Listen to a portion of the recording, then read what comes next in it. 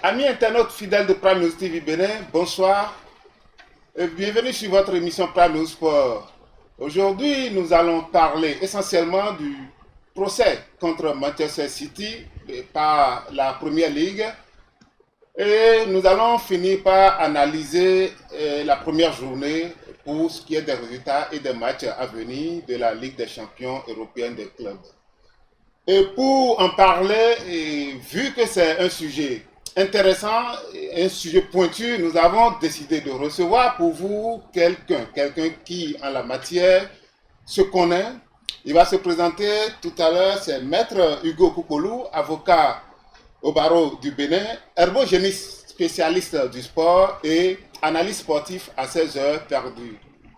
Maître, bonsoir. Bonsoir Carmel. Bienvenue sur notre plateau. Merci de m'avoir invité. Merci, c'est nous.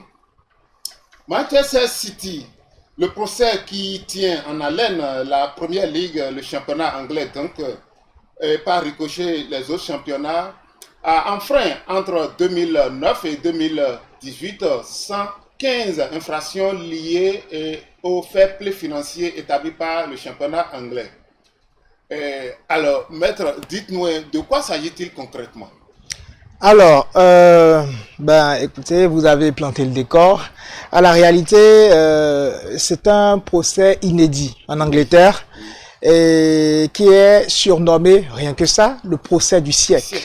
Alors, procès du siècle en raison de son caractère inédit, parce que Manchester City est un club puissant en Angleterre et a remporté plusieurs titres de Première Ligue ces dernières années et a une certaine puissance financière. Alors, de quoi il s'agit pour ce que nous en savons? Manchester City est poursuivi pour environ 115 infractions. Mais il faut distinguer parmi les infractions dont il s'agit. Il y a environ 80 infractions financières commises de 2009 à 2018 et environ 35 infractions qui relèvent de l'absence de collaboration de Manchester City, donc du club Manchester City, avec les instances de la Première Ligue qui étaient en charge d'instruire l'affaire. Les preuves qui n'ont pas été mises à la disposition de ces enquêteurs, si vous voulez, pour pouvoir analyser avant que de présenter le dossier au jugement. Alors, les 80 infractions liées à la finance. Oui, voilà. Exactement.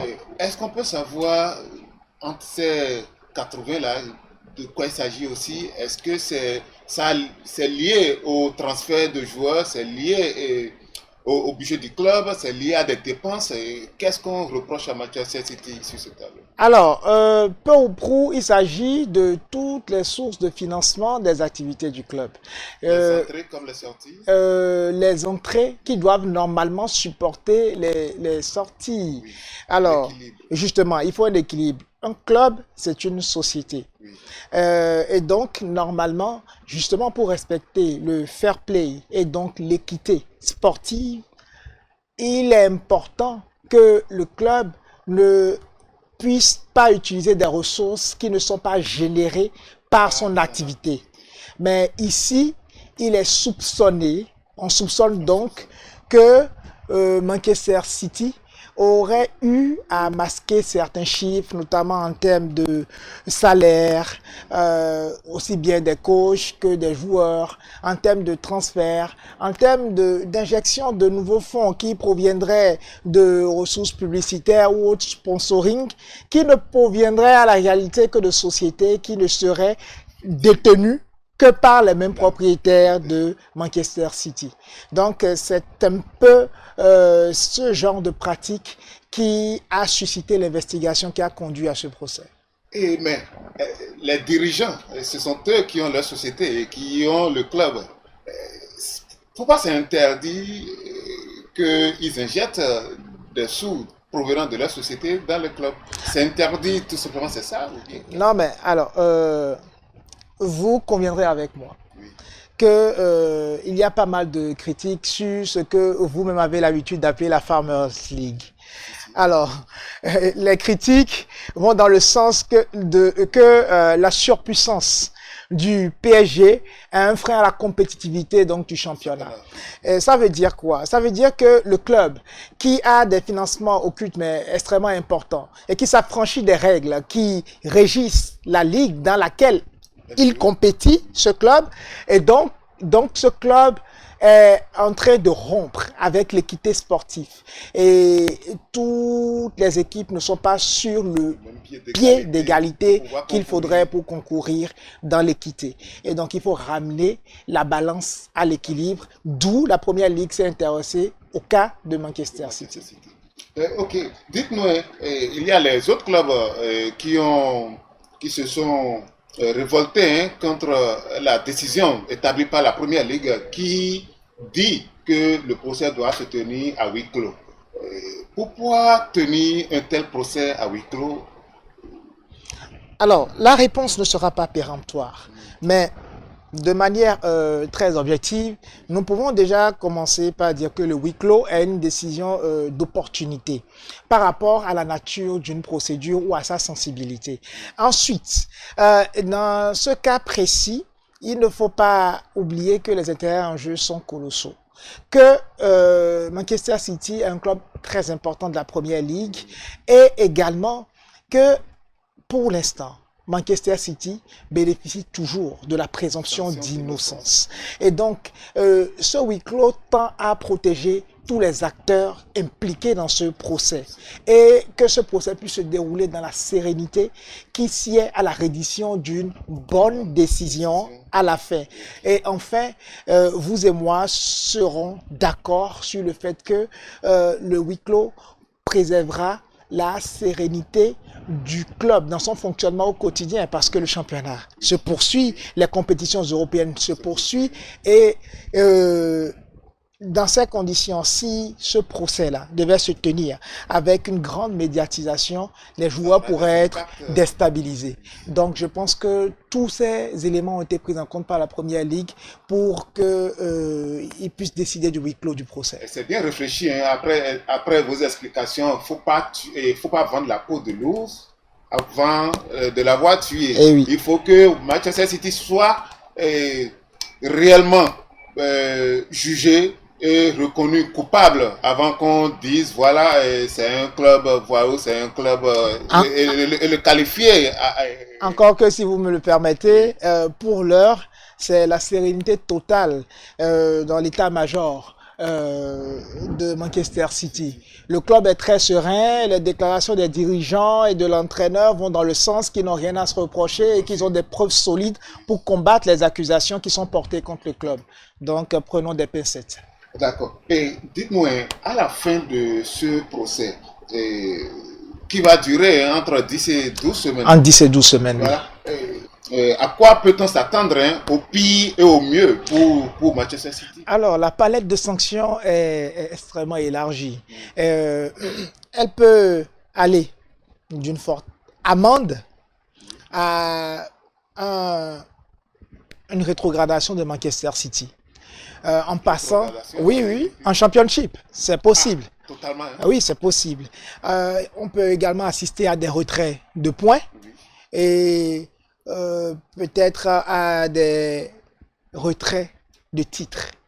Parce que si on établit que Manchester City a triché en termes d'équité sur une certaine période, c'est que Manchester City a concouru mais de manière inéquitable avec ses pairs, qui ont donc souffert de cette concurrence, si vous voulez, déloyale, et donc qui s'en sentiraient lésés. Et il faudrait alors rétrocéder les biens qui seraient là mal acquis, si on doit emprunter une certaine expression qui relève d'un autre procès dont on ne parlera pas ici. Ah, c'est compris. Donc, les intérêts seront, donc, je pense, en train de prier pourquoi pas. Elle se voit décerner sur tapis vert un titre de Champions League. On ne sait jamais. Bon, pour l'instant, je leur conseillerais bien d'affûter leurs âmes pour affronter les tactiques de Pep Guardiola. Ou bien. En effet, je le leur souhaite vivement parce que ce soir, ils auront chaud. Et ça nous rappelle, dans l'histoire, l'affaire du Juventus de Turin qui était C'était en quelle année, rappelez-moi? Je pense que c'était en 2006-2007. 2006-2007, Oui, avec l'affaire Calciopoli. Calciopoli, Oui, oui, où le Juventus aussi avait subi la sanction, la rigueur de la loi, et était rétrogradé en deuxième division. absolument. Fort heureusement, avec leurs meilleurs éléments qui n'étaient pas Ils sont partis, restés fidèles au club fidèles au club, et et sont sont remontés revenus l'année qui a suivi avec Didier Deschamps. avec Didier Deschamps. Exactement. Avec Didier Deschamps. Oui. On espère que Manchester City n'en arrivera pas jusqu'à cette extrémité. On leur souhaite vivement que cela n'arrive pas. Nous allons donc parler de la Ligue des Champions. Nous allons finir par la Ligue des Champions.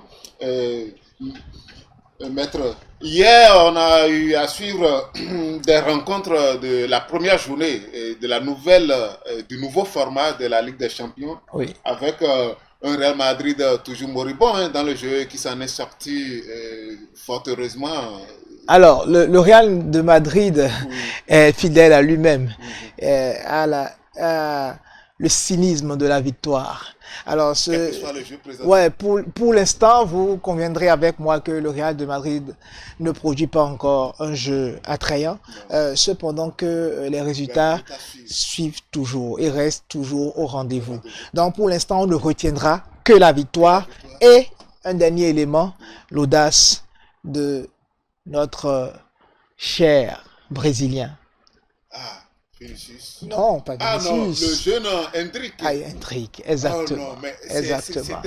il a fait du Hendrick, hein, c'était toujours comme ça qu'il a évolué au championnat brésilien avec son pied gauche magique et avec des frappes lourdes qui surprenaient les gardiens. Le gardien était surpris hier. On cherche On un... attendait qu'il décale Mbappé à droite ou Vinicius à gauche, mais il a pris. Mais voyez-vous, c'est cela qui montre que Hendrick a des cojones.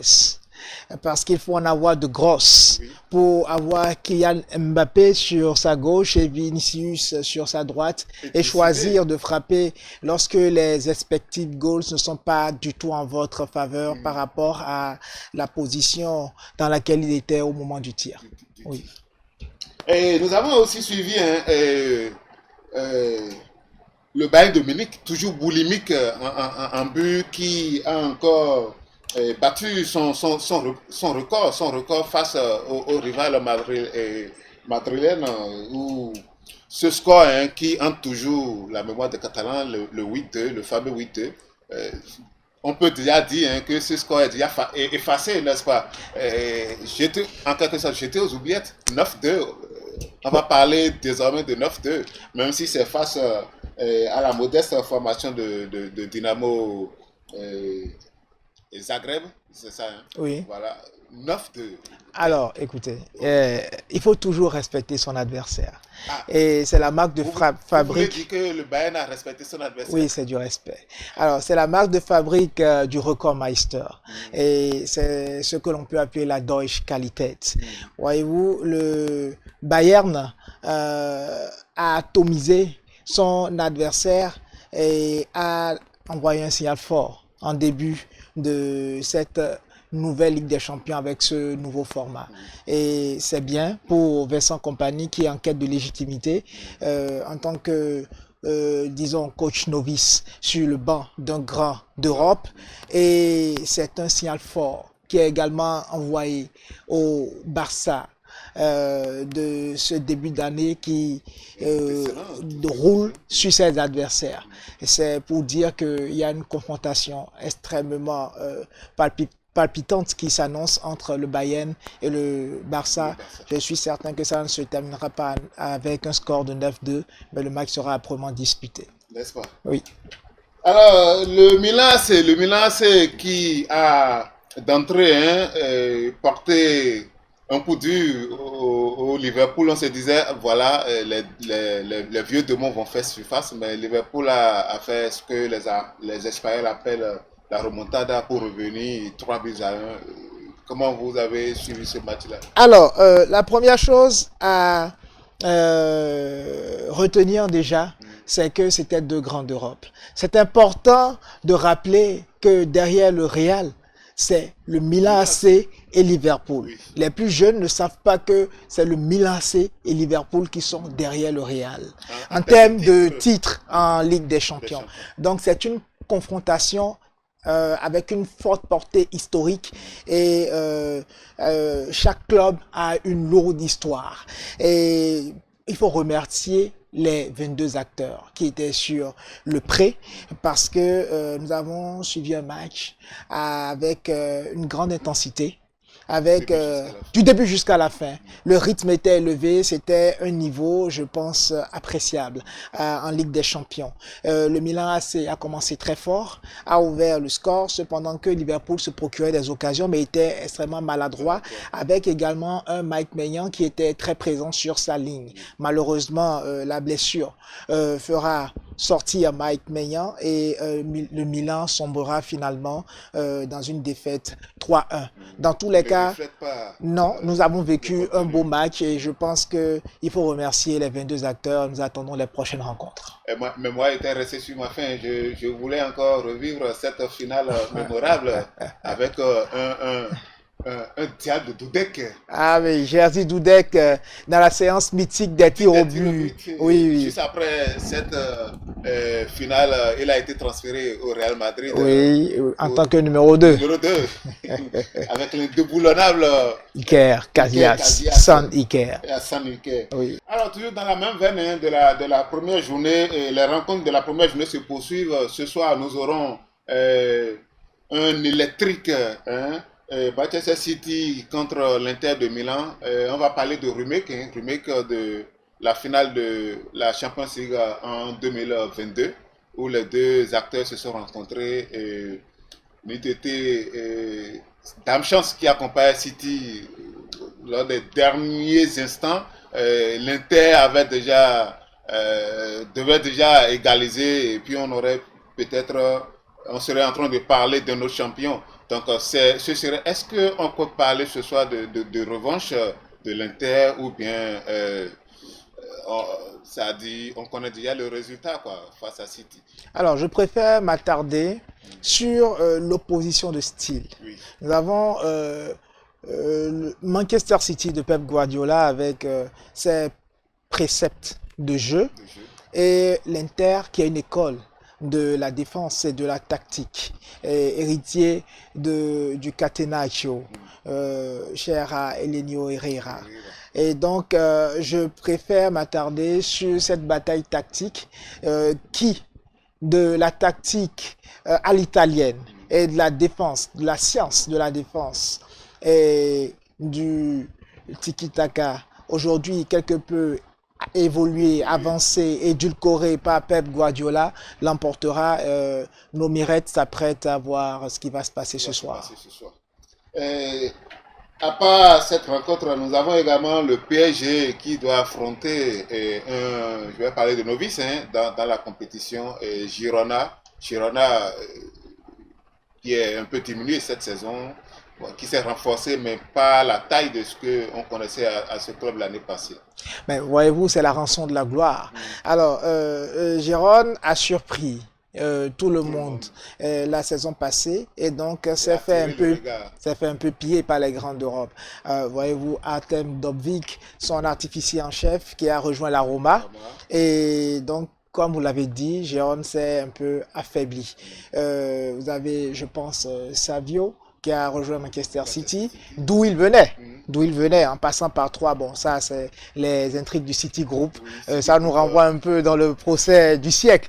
Bon, alors, c'est une parenthèse. Alors, donc, Girona contre le PSG, un PSG New Look de Luis Enrique, un PSG sans star, sans plus aucune référence absolue en attaque, mais avec des rôles extrêmement répartis. Bradley Barcola en pleine explosion et nous espérons qu'il continuera à pas prendre de la bouteille et de la dimension. Ousmane Dembélé, dont apparemment le pied est en train de se régler pour trouver de plus en plus la mire, et un faux attaquant, souvent Marco Asensio, et Luis Enrique, et reste fidèle à ses principes où il essaye donc d'arracher un point de fixation à la défense. Et derrière, c'est toujours la même organisation avec un João Neves qui a rejoint le PSG pour étoffer le milieu.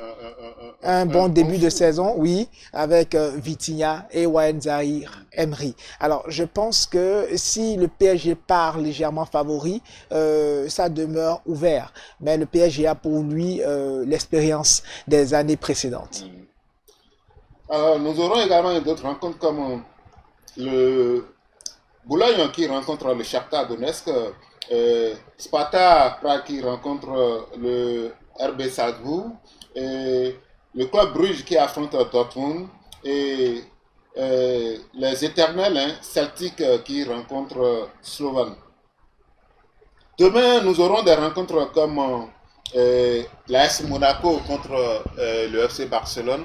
Monaco qui a arraché, qui a commis, je peux dire, le crime de lèse-majesté en arrachant le trophée Johan Gamper au Barça cette année avec la manière 3-0.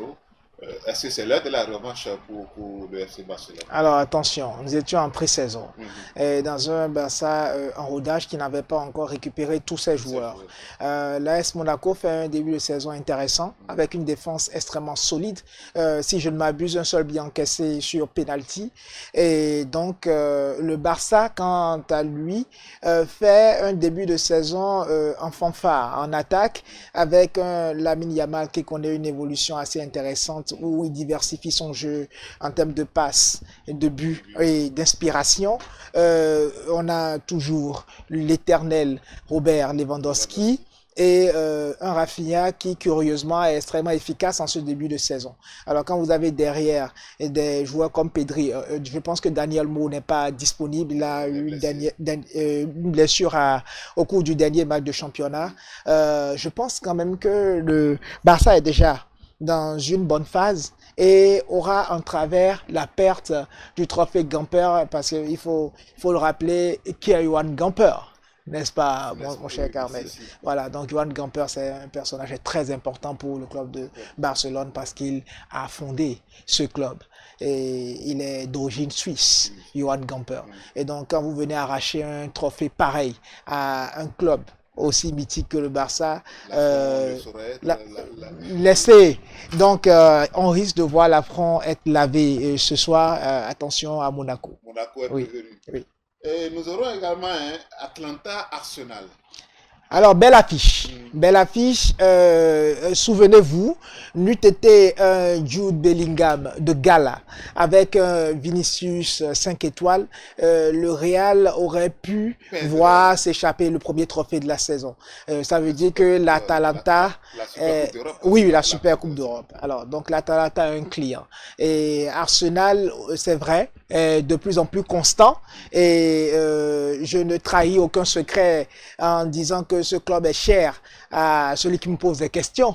Et donc, Arsenal est de plus en plus constant et pour le bonheur de ceux qui ont souffert pendant plus d'une décennie, je dirais carrément. Et donc, Arsenal, je pense, bon la main lent, va bien commencer la saison par une victoire contre l'Atalanta, même si ce n'est pas encore donné. Oui. Okay. Et enfin, nous allons parler du match Atlético de Madrid contre les Allemands de Leipzig. Qu'entrevoyez-vous à la suite de ça? Alors, Leipzig est un club souvent étonnant et qui a fait de très bons résultats en Champions League. Quoique ce ne soit pas un club typiquement à dimension européenne, en tout cas dans le top 10 européen. Alors, Leipzig a un très bon attaquant, Luis Openda, si je ne m'abuse, et qui est accompagné par des coéquipiers avec qui ils ont déjà développé un certain circuit de jeu, des circuits de passe et des automatismes.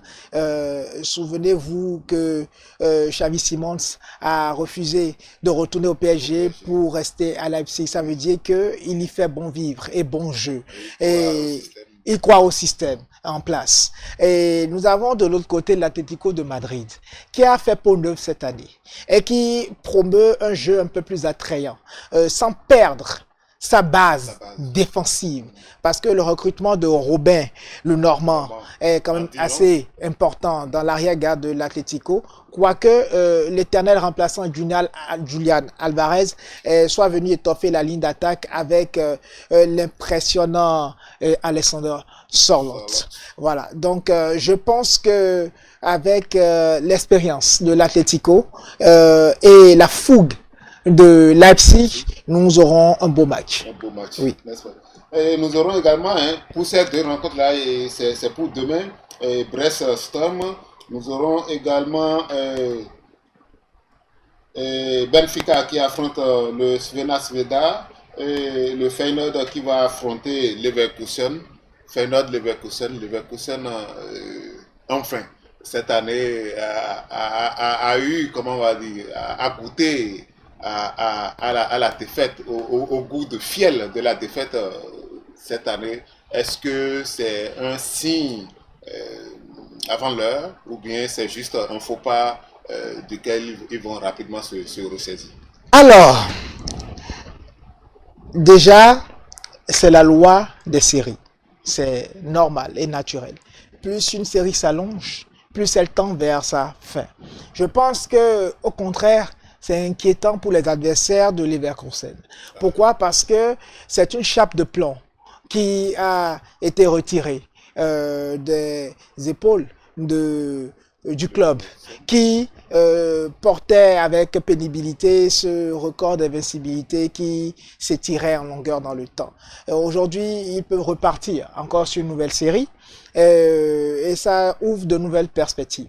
Rappelez-vous, anciennement Leverkusen, aujourd'hui Leverkusen, et donc le Bayer est prêt à des préceptes de jeu bien ancrés, un jeu très huilé avec un entraîneur qui est resté en poste malgré les diverses sollicitations un peu partout en Europe et qui a conservé l'ossature de son équipe et qui a ajouté notamment Martin Terrier qui est venu de Rennes et bien d'autres ajouts stratégiques pour étoffer donc son effectif face à un Feyenoord Rotterdam qui ces dernières années est un peu irrégulier en Ligue des Champions. Je pense avec un peu de sérieux, Leverkusen peut bien commencer la compétition. Et pour finir, je pense qu'il est nécessaire de faire un clin d'œil au petit poussé Brest qui est en Ligue des Champions. Le stade brestois, c'est inédit, c'est inespéré, c'est une chose à laquelle on ne pouvait croire sans l'avoir vu et qui déjà n'a pas un stade aux normes et qui je pense va jouer au Roudourou sur la pelouse de Guingamp. Voilà, donc nous l'en avant Guingamp. Voilà, qui a vu émerger Didier Drogba. Alors, nous souhaitons très bonne chance au Stade Brestois, qui a été peu ou prou épargné quand même. Oui, justement. Oui, malheureusement, ce ne sera pas le cas. Oui, évidemment, Steve Mounier qui a fait... Il a fait un énorme travail l'année passée. Il a été un acteur important oui, de cette qualification. Oui. Malheureusement, il n'est plus là pour goûter aux délices de la Ligue des Champions. Mais ses coéquipiers le feront et j'espère qu'ils le feront bien. N'est-ce pas? Oui. Espérons donc, cher maître Hugo Poupoulou, davantage ici pour sa passion du sport que pour sa profession. Merci d'être des nôtres. C'est un plaisir. Et on espère que vous allez répondre toujours favorablement quand nous allons vous inviter pour la fois prochaine. Alors, tant qu'il y a du temps et que c'est du sport au menu, nous serons présents. N'est-ce pas? Oui. Ça fera plaisir à nos amis internautes que je salue et à qui j'annonce donc la fin de ce numéro. Merci, chers internautes. J'espère que vous avez pu goûter aux délices des analyses de Maître Hugo Koupoulou. Je vous le promets, il sera de passage sur d'autres émissions pour nous édifier davantage. Merci donc à la technique et à la fois prochaine pour un nouveau numéro la semaine prochaine. Ciao, ciao. Ciao.